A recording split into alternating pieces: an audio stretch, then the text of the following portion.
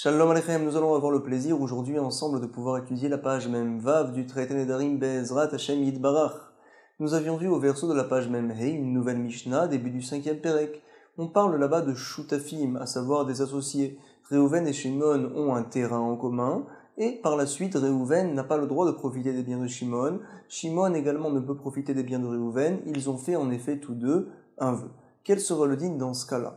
Alors, vient nous dire la Mishnah, selon le premier Tana en tout cas, qu'ils n'auront désormais plus le droit de pouvoir rentrer dans le terrain qu'ils ont en commun. Rabbi Eliezer ben Yaakov n'est pas d'accord, il pense en effet qu'ils peuvent continuer de profiter de ce terrain-là. Quel est précisément leur marloquet? Vient nous dire la Gemara dans le traité Baba Kama à la page 51 au verso de la page, Nun Aleph Amud Bet, leur marloquet est au sujet d'un principe qu'on appelle Yesh Brera, livror, c'est-à-dire trier. Yesh Brera, on a trié entre guillemets rétroactivement, à savoir, lorsque Reuven et Shimon ont acheté tous deux ce terrain-là en associé, alors ils ont fait un kinyan sur le fait que moi Reuven je pourrais profiter du terrain dès que j'en aurai besoin. Toi aussi Shimon, tu pourras en profiter. Par exemple, moi le matin, toi l'après-midi, ou vice-versa. On changera chaque jour, donc il y aura un din différent, on se mettra d'accord différemment. En fait, on est d'accord précisément au moment du kinyan qu'on va se partager. Maintenant, on n'a pas la connaissance précise de ce qui va se passer dans les jours à venir. Est-ce que l'on dira que puisque finalement dans 10 ans, par exemple, Reuven avait besoin du terrain de 10h à midi, ça voulait dire finalement que ce terrain-là lui appartenait au sujet du fait qu'il puisse, lui et lui seul, l'utiliser de 10h à midi dans 10 ans. Ou bien peut-être dira-t-on que non. Si jamais on dira que oui, c'est le principe qui s'appelle Yesh Brera, à savoir que rétroactivement, on dira que le kinyan était à ce sujet-là, bien qu'on ne le savait pas au moment du kinyan. Rabbi Eliezer ben Yaakov dit que oui, Yesh Brera, c'est la raison pour laquelle Reuven, bien qu'il ne peut profiter des biens de Shimon, quand même, il pourra rentrer dans le terrain et en profiter. Ce qu'il profite, c'est uniquement ce qui lui appartient, ce qu'ils avaient conclu, ce qu'ils avaient fait comme kinyan au départ. Chachamim disent non. Behemet, cet endroit-là appartient à ce moment-là aux deux personnes. Reuven ne peut en effet profiter de ce terrain-là. Ah, vient nous dire le Ran, il y a une grande question que l'on peut se poser.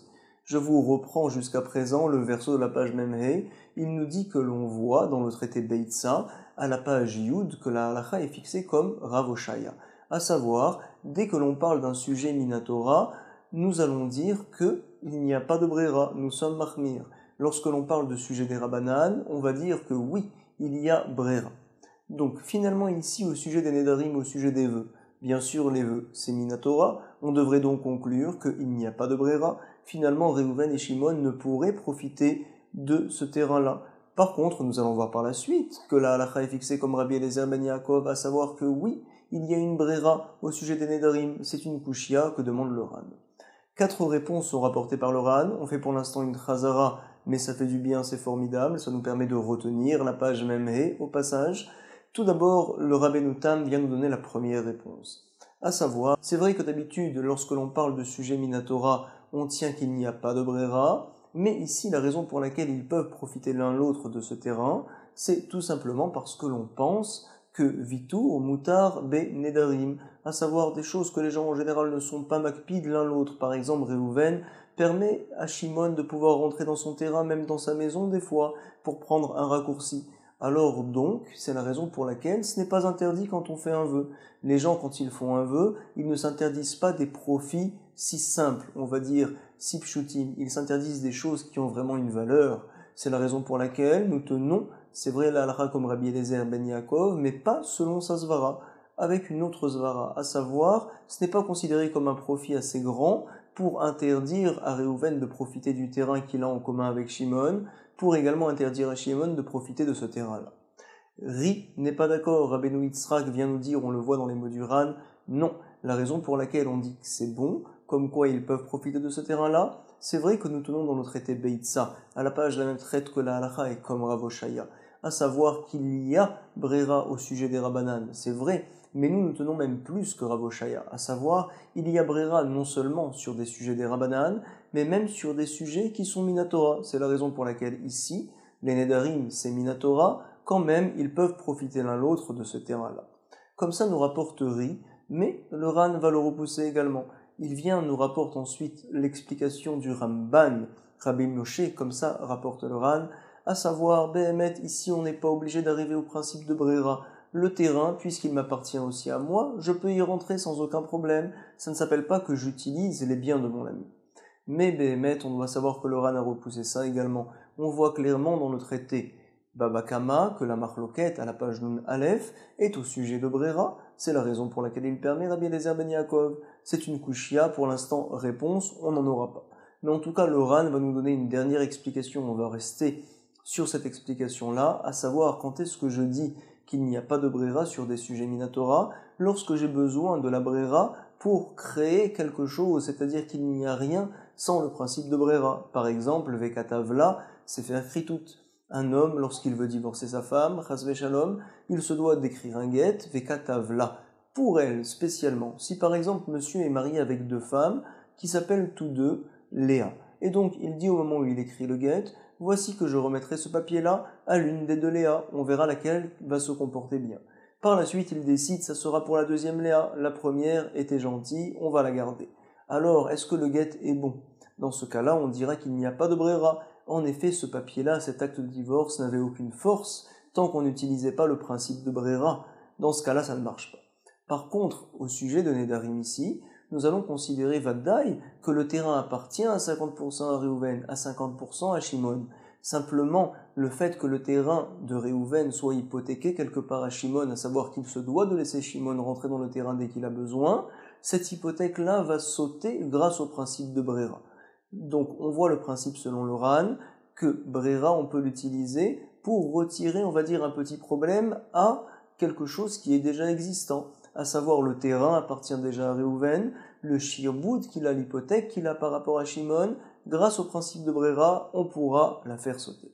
Voici donc la chazara qu'on a fait du début de la Mishnah du 5e Pérek à Shutafin, et on se doit maintenant de la continuer. Nous allons tout d'abord relire les mots. À Shutafin, chez Nadru Anaha, Zémisé, donc des associés, qui ont fait un éder commun l'un l'autre. Asurin likanes, les Khatser, ils n'ont donc pas le droit de rentrer dans le Khatser qu'ils ont en commun. Comme ça nous rapporte la première opinion de la Mishnah. Rabbi Eliezer ben Yaakov n'est pas d'accord, il dit en effet, Zenichnas les torchelo, Vezenichnas les torchelo. Chacun pourra en effet profiter et rentrer dans ce terrain-là qu'ils ont en commun. Veshnehem, continue la Mishnah, nous sommes au verso de la page Memvav, première ligne. Les deux personnes, Asurim, les Hamid, Rechaim, Vetanour ou les Gadel, Tarnagolim. Ils n'ont pas le droit tous deux de faire une utilisation plus grande de ce terrain-là, même selon l'opinion de Rabbi Eliezer ben Yaakov. Par exemple, y poser là-bas ce qu'on appelle un Rechaim, un moulin, ou bien un four, Tanour, ou les Gadel, Tarnagolim. Par exemple, faire grandir là-bas des poules, des coqs. C'est interdit. Pourquoi? La raison est très simple.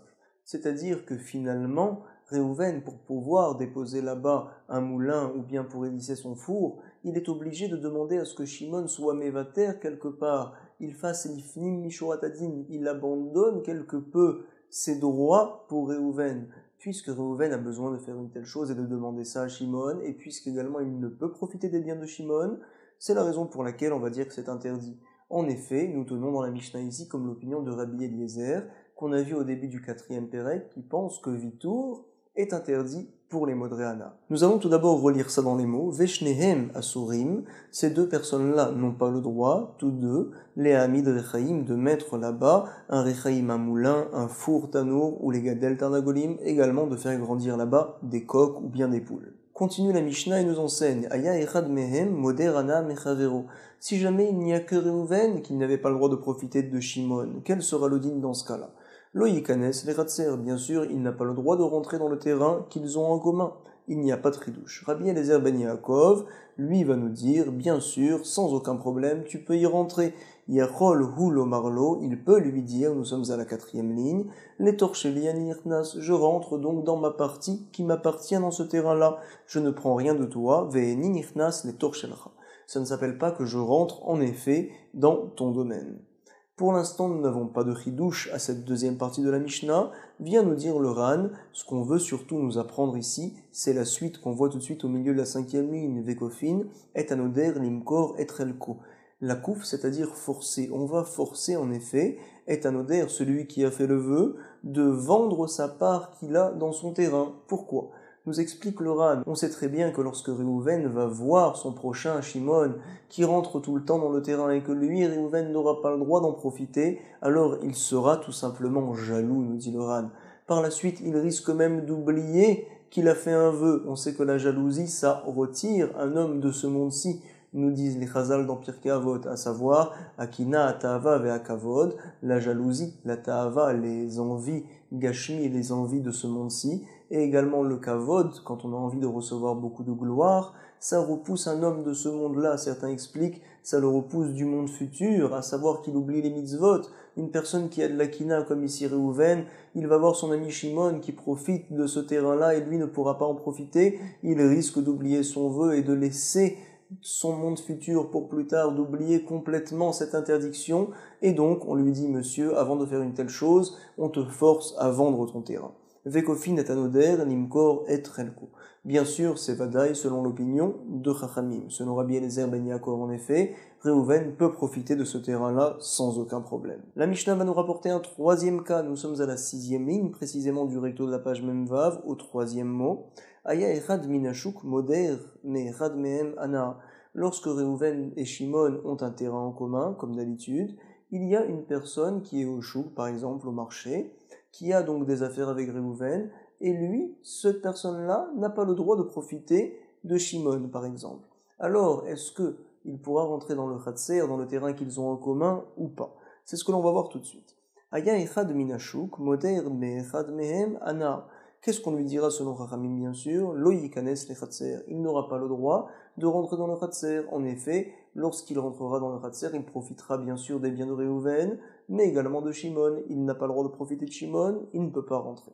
Nous allons voir que Rabbi Eliezer ben Yaakov, même dans ce cas-là, également, il permettra. Rabbi Eliezer ben Yaakov Omer, Yachol lo marlo, voici ce que va lui dire cette personne. Il va lui dire, tu sais, je ne profite pas de ta partie de ce terrain-là, je profite de la partie de mon ami.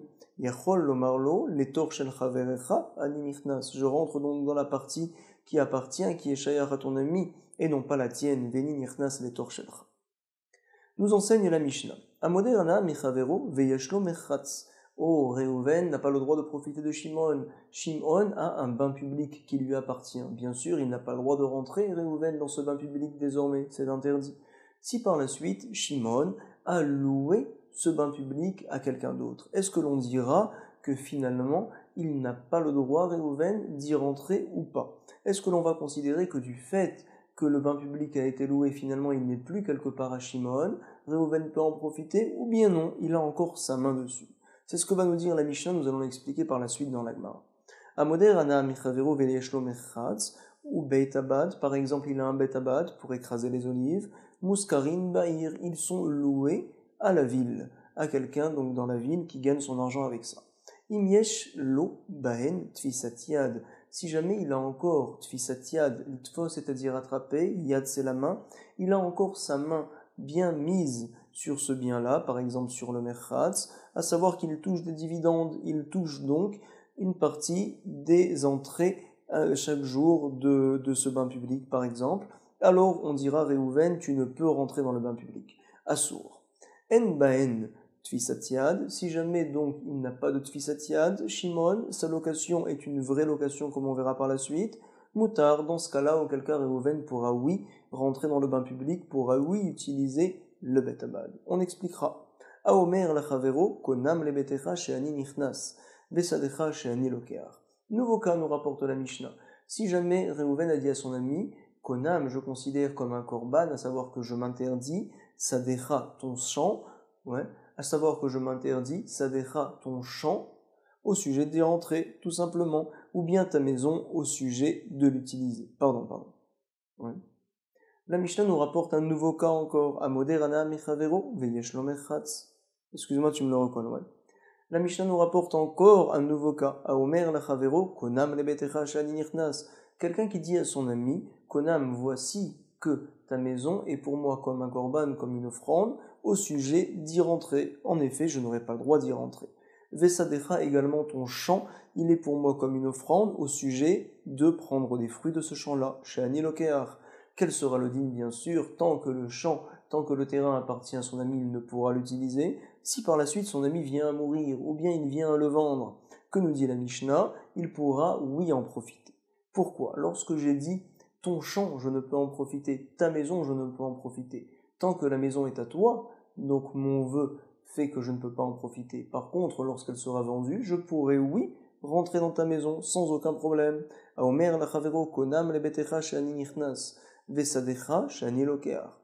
dira donc, met au shemachero leacher, si jamais il est mort, si jamais il l'a vendu à quelqu'un d'autre, moutar, désormais, celui qui a fait le vœu pourra profiter du champ, pourra profiter de la maison.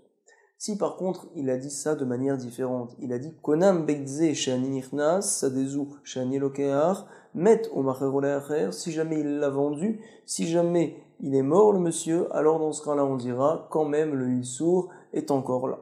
Pourquoi? Tout simplement, je me suis interdit de profiter de cette maison-là, ce bâtiment-là, de ce champ-là, qu'il t'appartienne ou qu'il ne t'appartienne pas, quoi qu'il arrive, le issour est encore valable.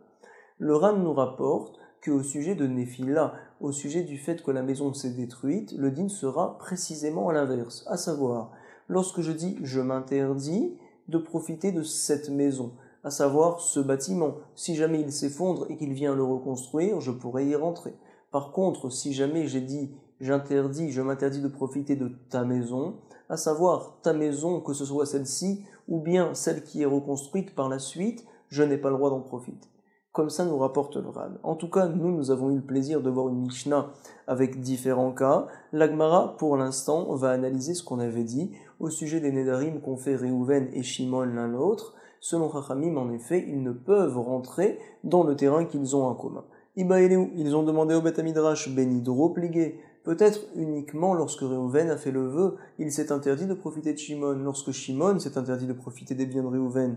Dans ce cas-là, tous deux sont responsables. C'est la raison pour laquelle, pligué, il y a une marloquette entre Chachamim et Rabbi Eliezer ben Yaakov. C'est la raison pour laquelle Chachamim interdiront. Comprend pour l'instant ici la Gemara que l'interdiction des Chachamim n'est pas au sujet de Brera. Behemet, on tient oui le principe de Brera tout le temps. Simplement, il va y avoir une Xéra des Chachamim qui interdirait à Réhouven de profiter du champ, qui interdirait Shimon de profiter du champ.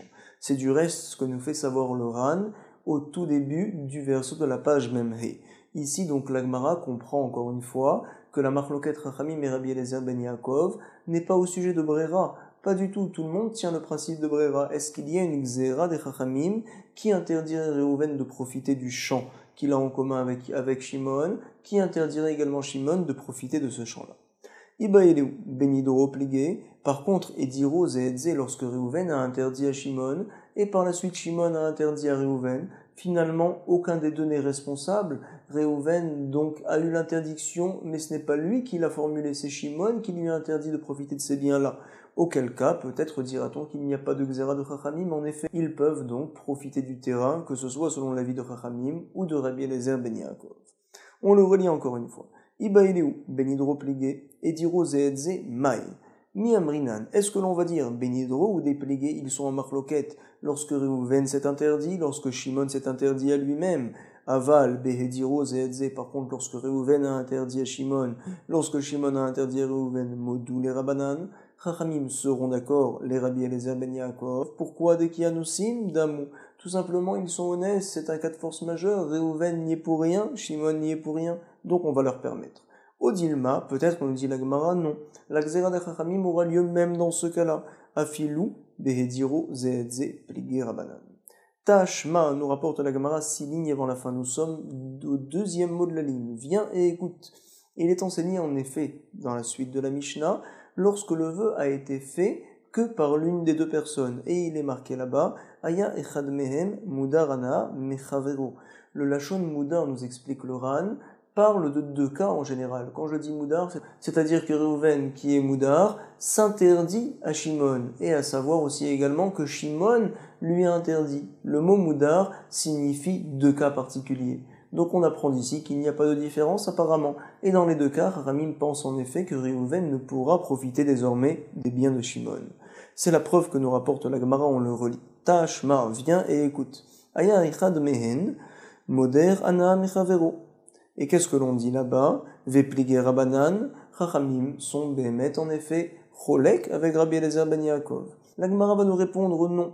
Tané Nadour, on se doit de comprendre dans la Mishnah, lorsqu'il est dit Moudar, que l'on parle en effet que d'un seul cas, Nadour, à savoir que Réhouven s'est interdit lui-même de profiter des biens de Shimon, c'est la raison pour laquelle, nous a dit la Mishnah, Réhouven désormais ne devra pas rentrer dans le terrain. On verra par la suite également qu'il doit vendre ses parts qu'il a dans le terrain de peur qu'il vienne à oublier. Comme il voit Shimon profiter du terrain, lui aussi également, il va enfreindre son vœu par la suite. Tane Nadur Mechaveru Ana. Et la Gemara va nous dire Achinami Mistabra. Tu sais, c'est Mistaber, il semble vrai ce que tu as dit, comme quoi en effet c'est Réhouven qui s'est interdit lui-même de profiter des biens de Shimon, parce qu'on a dit dans la Mishnah qu'on va le forcer Réhouven à vendre ses biens. Dektane Seifa, Vekofin et Anoder Limkor et Trelko. Martha, si jamais tu me dis Bichelema, je comprends bien, des Nadar, ou que c'est lui Réhouven qui est fautif, qui a fait le vœu. C'est la raison pour laquelle on va le forcer. Ayinu Dektane Kofin.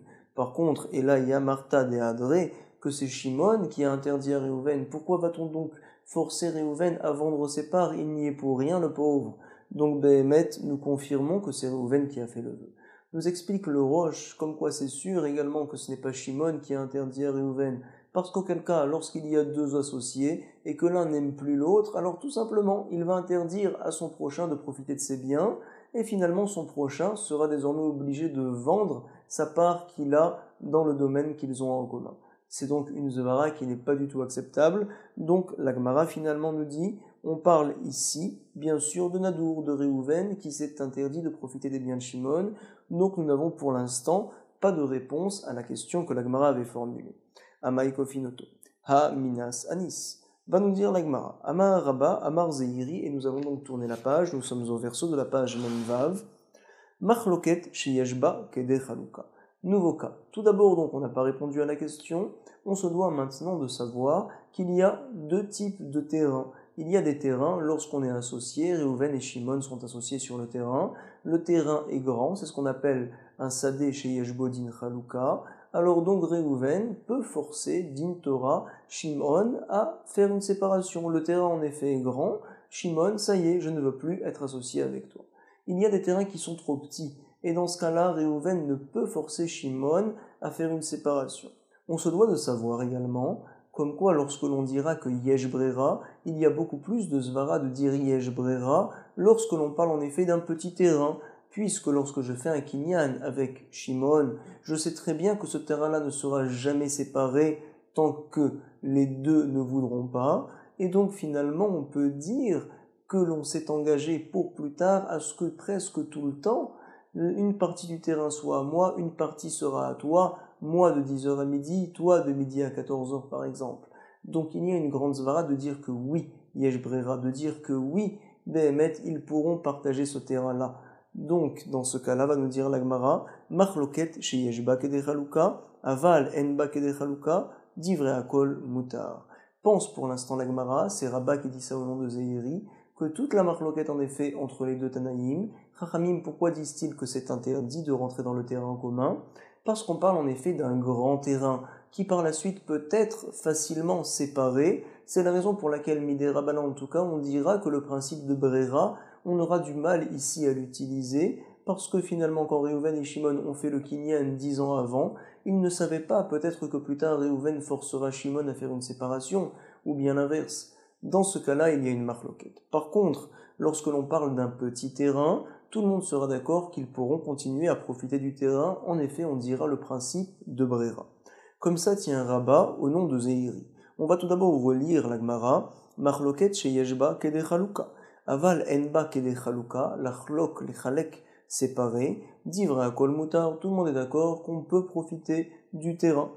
Sur ce, Rav Yosef va repousser. Pourquoi? On parle là-bas à la page Memchet d'un Beth Knesset qui appartient bien sûr à tous les gens de la ville, également à Réhouven et Shimon. Réhouven ne peut profiter des biens de Shimon, et donc forcément il n'aura pas le droit non plus de rentrer dans le Beth Knesset qui appartient aux gens de la ville. Comme ça, il est rapporté. On sait qu'un Beth Knesset, on ne le sépare pas, En Bodin Chaluka, et donc normalement, puisque toi, Rabat, au nom de Zéhiri, tu m'as rapporté que tout le monde est d'accord, que l'on peut profiter au sujet d'un terrain que l'on ne peut pas partager. Tout le monde dit qu'il y a oui le principe de Brera, il n'y a pas de Xéra des Chachamim. Également ici, dans la Mishnah, il devrait y avoir un din clair que au sujet du Beth Knesset, Réhouven, bien qu'il ne peut profiter des biens de Shimon, quand même il pourrait continuer à rentrer dans le Beth Knesset.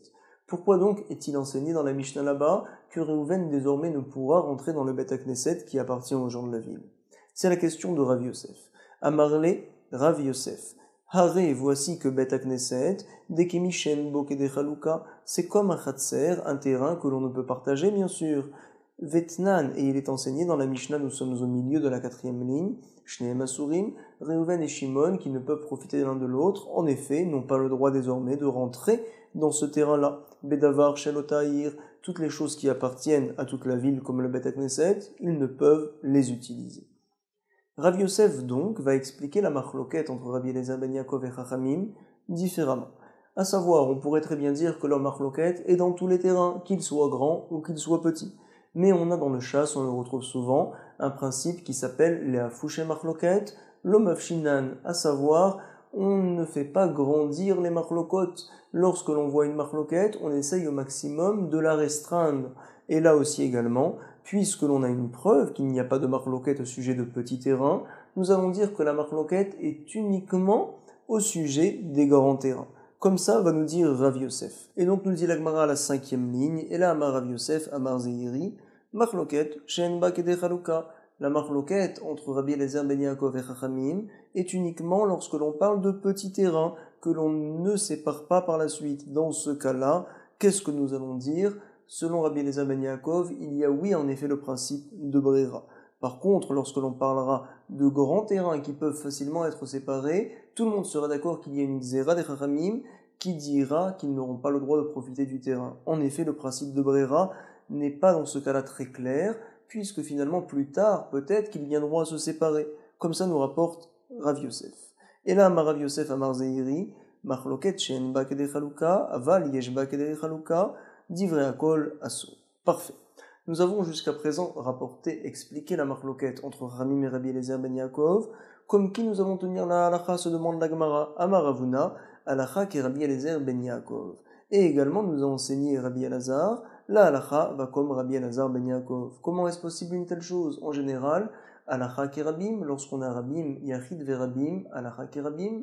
Comment, pourquoi, cette fois, nous allons fixer la halacha comme le yachid, Rabbi Eliezer ben Yaakov?